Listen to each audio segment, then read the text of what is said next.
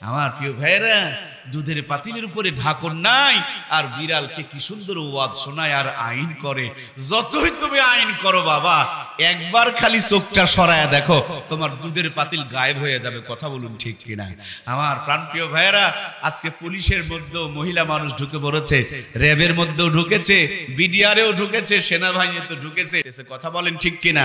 এই জন্য প্রিয় ভাইয়ের আমার, আল্লাহ তাআলার পবিত্র কোরআনুল কারীমের ইরশাদ, জেনা করিও না তা নয়, বলে জেনার কাছে যেও না। আর আমাদের দেশে বলছে জেনার কাছে যাও কিন্তু জেনা করিও না। কাফর ছোট বড়, বউকে মানুষকে দেখাও, এগুলো সব জেনার কাছে যাওয়া। চোখ দিয়ে দেখা হলো চোখের গুনাহ, মন দিয়ে চিন্তা করা হলো মেমোরির চিন্তার গুনাহ। আজকে সব করা যাবে, কিন্তু মাঝে মাঝে বলছে খালি জেনাটা করা যাবে না, পাপটা করা যাবে না। আজকে আমার দেশের ঘটনা বলছি, আমার প্রিয় ভাইয়েরা, 100 মেয়েকে ধর্ষণ করে সেঞ্চুরি অর্জন করে মিষ্টি বিতরণ করে যারা খায়, তারা কিন্তু জেলখানায় বন্দি নাই। জেলখানায় খুঁজলে আলেম ওলামাকে পাওয়া যায়। কথা বলুন ঠিক কিনা? যারা ধর্ষণ করে সেঞ্চুরি অর্জন করে, ওরা গলাবাজি করে, আর আলেম দ্বারা জেলের মধ্যে আমার ভাইরা পচে পচে মরে। আল্লাহ তাআলার কাছে এর হিসাব দেওয়া লাগবে। কথা বলুন ঠিক কিনা? প্রিয় ভাইরা আমার, দেশ চালাতে গেলে 18 বছর বয়সে আপনি পারবেন, সরকার আপনাকে ভোটার বানিয়ে দেয়, কিন্তু বউ চালাতে হলে 18 বছরে যোগ্যতা অর্জন হয় না, 25 বছর পর্যন্ত সময় লাগে। কারণ দেশ চালানোর চাইতে বউ চালানো বড় কঠিন। কথা বলুন ঠিক কিনা? আমার প্রাণপ্রিয় মায়েরা, কলিজার টুকরা, সম্মানিতা বোনেরা, একটুখানি আপনাদেরকে টাচ দিয়ে যেতে চাই। প্রিয় বোনেরা আমার, আপনারা কি আপনাদের কথা একবার চিন্তা করে দেখেছেন? আমরা পুরুষ জাতি, আমাদের পায়ের নিচে জুতা, স্যান্ডেল আর মাটি, আর আমার মায়েরা এত খাঁটি, মায়ের পায়ের নিচে সন্তানের জন্য বেহেশত বানিয়ে রেখেছেন কে? আল্লাহ তাআলা আব্বা জান আদমকে বানালেন জান্নাতের বাহিরে, আর বড় আম্মা হযরত হাওয়াকে আল্লাহ তাআলা নিজেই তার কুদরতি হাত দিয়ে বানালেন জান্নাতের ভিতরে। বাবাকে বাহিরে বানায়া, মাকে ভিতরে বানায়া, সবার আগে স্পেশাল করে মায়েদের সম্মান, মর্যাদা আর মর্তবাটুকু বাড়িয়ে দিয়েছেন কে?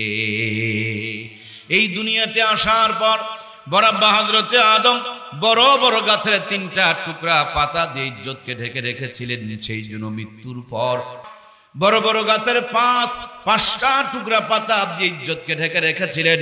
এই জন্য মৃত্যুর পর মেয়েদের জন্য, আম্মা জানদের জন্য, আমার খালাম্মা, ফুবি আম্মা, চাচি আম্মা আর বড় আম্মাদের জন্য মরার পর বড় আম্মা হযরতে হাওয়ার স্মৃতি মায়েদের জন্য কাফনের কাপড় কয় পিস?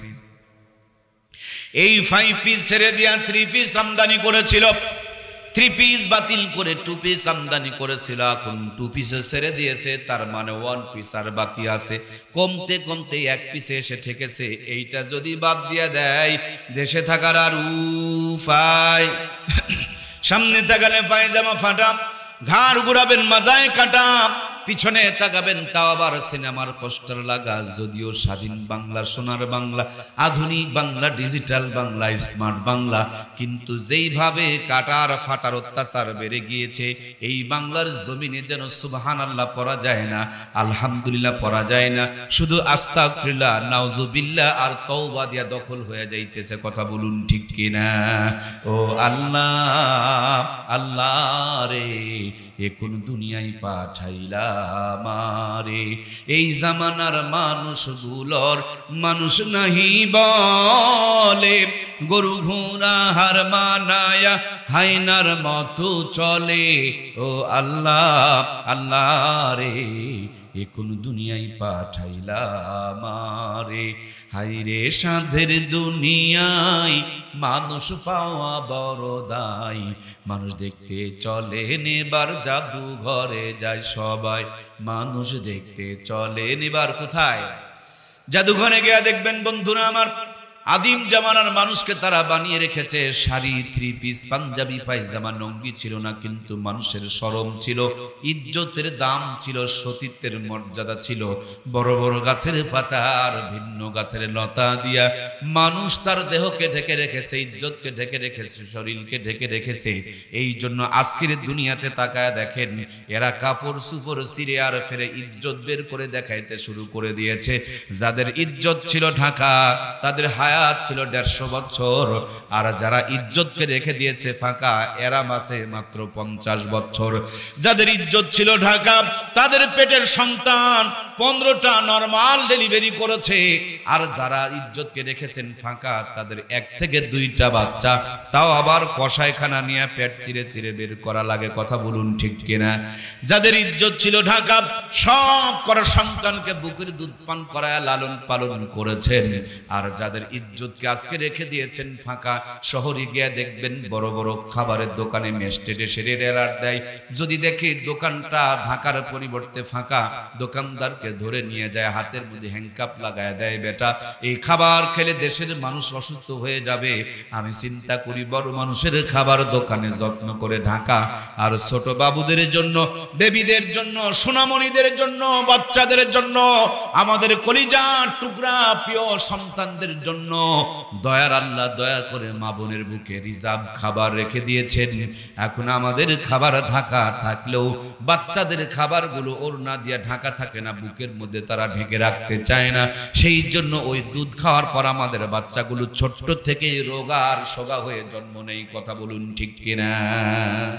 আমার সম্মানিত ভাইয়েরা, পাশে আপনাদের জয়পুরহাট ছোট্ট একটা জেলা আছে, সেখানে আসরের নামাজ পড়ার পর মসজিদ থেকে বের হলাম, তাকিয়ে দেখি সামনে একটা কদুর জানলা, কিছু কদু ধরে ধরে ঝুলতেছে। আমার সাথে যেই ছেলেটা ছিল ওকে জিজ্ঞেস করলাম এর কারণ কি। তিনি বলছেন, হুজুর কিছু মানুষের নজর খারাপ, এই জন্য কদু তো আছে, কদুগুলো যেন নষ্ট না হয়ে যায় তার জন্য উপরে একটা পাতিল দিয়া রাখছে, নিচে একটা ঝাঁটা এবং জুতা ঝোলায় রাখছে। নওগাঁ জেলার মাতাজি হাট নামক একটা এলাকা আছে, শোনা আছে কি আপনাদের নাম? সেখানে গিয়ে দেখি তরমুজের জমিতে একটা বুশ বানায়া, পাছার মধ্যে বাঁশ দিয়া, মাথার মধ্যে পাতিল দিয়া, গলার মধ্যে জুতার মালা ঝুলায় রাখছে। এক মুরব্বীকে জিজ্ঞেস করলাম কারণ কি, বুশের প্রতি মানুষের এত ঘৃণা, তরমুজের জমিতেও বাঁশ দিয়া রাখছে। মুরব্বী বলে, না না, এটা হলো তরমুজ বাঁচানোর কায়দা। কিছু কিছু মানুষের নজর এত খারাপ, সরাসরি যদি তরমুজের উপরে বদনজর পড়ে তরমুজ নাকি পচে যাবে, আর আগে যদি ওই জুতার উপরে বদনজর পড়ে তাইলে নাকি বদনজর করলেও আর বদনজর খাটে।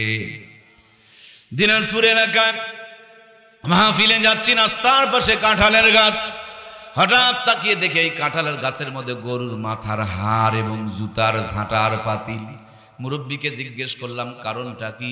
মুরব্বী আমাকে বুঝিয়ে বললেন, বাবা সব মানুষের নজর ভালো নয়, কিছু কিছু মানুষের নজর এত খারাপ, ওই কাঁঠালের দিকে তাকালে কাঁঠালগুলো পচে যায়, খসে যায়, নষ্ট হয়ে যায়। আমি চিন্তা করলাম, ওরে মুসলমান, তোমার মাথায় কত বুদ্ধি, তুমি কদু বাঁচাইতে পারলা, তুমি তরমুজ বাঁচানো শিখলা, তুমি কাঁঠাল সংরক্ষণ করা বুঝলা, কিন্তু তুমি তোমার মেয়েটার সংরক্ষণ বুঝলা না, তুমি তোমার মায়ের সংরক্ষণ বুঝলা না, তুমি তোমার বিবির সংরক্ষণ বুঝলা না।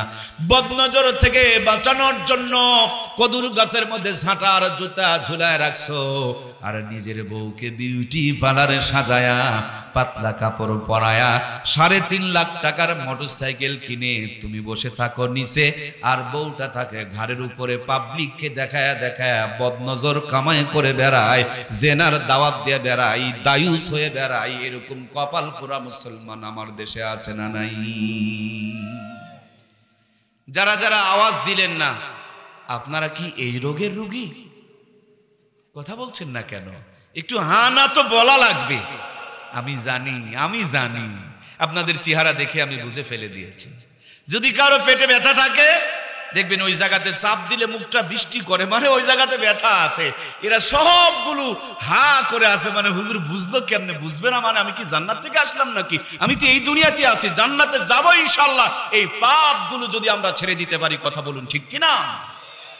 সম্মানিত প্রাণপ্রিয় মায়েরা আমার, কলিজার টুকরা দরদের ভাইয়েরা আমার, বরাব্বা হযরত আদমকে আল্লাহ বানালেন জান্নাতের বাহিরে, আর বরাম্মা হাওয়াকে আল্লাহ তাআলা নিজেই বানিয়েছেন জান্নাতের ভিতরে। কোম্পানি টায়ারকে বানায় শক্ত করে, কারণ টায়ার থাকবে বাহিরে, আর টিউবকে বানায় নরম করে, সফট করে, কারণ টিউব থাকবে ভিতরে। এখন টিউবেরা যদি আন্দোলন করে বাহিরে চলে আসে, বুঝে না রে ভাইয়েরা, টিউব যদি টায়ারের উপরে আসে, ভালো চলবে তো? চলবে যেমন চলছে, যৌতুক নামে জরিমানা আদায় চলছে। ইফটিজিং দিয়া মহামারী আকার ধারণ করেছে। 6 বছরের শিশুকন্যা থেকে নিয়ে 60 বছরের বৃদ্ধা পর্যন্ত এই উলট পালট সেটিং এর কারণেই আজকে এই অবস্থা সৃষ্টি হয়েছে। কথা বলুন ঠিক কিনা? প্রাণপ্রিয় ভাইয়েরা আমার, সেজন্য ফিরে আসুন মুসলমান, আল্লাহর কোরআনুল কারীমকে মেনে চলতে হবে। আমার কলেজার টুকরা দরদের বোনেরা, একটুখানি হৃদয়ের কামদে শোনো গো বোন। 50 বছর আগে মূর্খ নানি দাদির বিয়ে হয়েছে, কিন্তু তখনকার জামানায় তো এত আধুনিকতা ছিল না। আর এখন সরকার আইন করেছে 18 বছর আগে বিয়ে দেওয়া যাবে না। আরো যেন কত কিছু বিয়ার পরে পরে সাপ্লাই করে দিয়ে বেড়ায়, যাতে করে বিয়ের পর পর বাচ্চা না নেয়, দেয় না? যারা যারা বড় মানুষ তারা তারা বোঝেন, আর যারা ছোট মানুষ তাদেরকে বুঝতেও হবে না। তার মানে বিয়ের পর পর যেন বাচ্চা না নেয়, আরো যেন 5 বছরে কাটায় দেয়। 25-30 বছরে যখন বাচ্চা নিতে চায়, আগের থেকে একজন গাইনি ডাক্তারের সাথে যোগাযোগ শুরু করে দেয়। যেমনি পেটের মধ্যে বাচ্চা চলে আসে, ইসিজি, এক্সরে, আলট্রাসাউন্ড শুরু হয়ে গেল। কায়দায় না বেকায়দায়, শুকনাতে আছে না পানিতে আছে, ভিটামিন আছে না নাই, ক্যালসিয়াম আছে না নাই, মিনারেল আছে না নাই, আয়রন আছে না নাই, জিঙ্ক আছে না নাই, হাজার তরিকার পদ্ধতি চলাই, কিন্তু মাথায় কাপড় দিতে চায় না, পেটের ভুঁড়িটা ঢেকে রাখতে চায় না, কোরআনের তেলাওয়াত করে না, 5 ওয়াক্ত নামাজ পড়ে না। এই জন্য 80% মেয়েকে কসাইখানা নিয়ে পেট চিরে বাচ্চা বের করতে হয়। কথা বলুন ঠিক কিনা? সম্মানিত প্রাণপ্রিয় বোনেরা আমার, একটুখানি হৃদয়ের কান্দে কথাগুলো বুঝার চেষ্টা করুন আমার প্রিয় বোনেরা। আজ থেকে মাত্র 20 বছর আগে রাত যখন 8টা বেজে যেত, আমাদের মা বোনেরা ওযু ইস্তেনজা সেরে যায় নামাজটা বিছায় আঁচল তুলে ধরে চোখের পানি ছেড়ে দিয়ে রোজারি শুরু করে দিত। ওই ভাঙা ঘর, কোনা ঘর রহমত আর বরকত দিয়ে ভরপুর থেকে যেত। এখন এই 20 বছরের ব্যবধানে আমরা স্মার্ট হয়ে গিয়েছি, ডিজিটাল হয়ে গিয়েছি। ভাঙা ঘর বিল্ডিং বানায়া জায়নামাজের জায়গায় সোফা সেট আমদানি করেছি। তসবির পরিবর্তে রিমোট টিপতে টিপতে রিমোটের বাটন পর্যন্ত ক্ষয় ফেলতেছি। এই তো মাত্র 20 বছর আগে যেই ঘর থেকে তেলাওয়াত শোনা যেত রব্বানা জালামনা, এখন আর কোরআন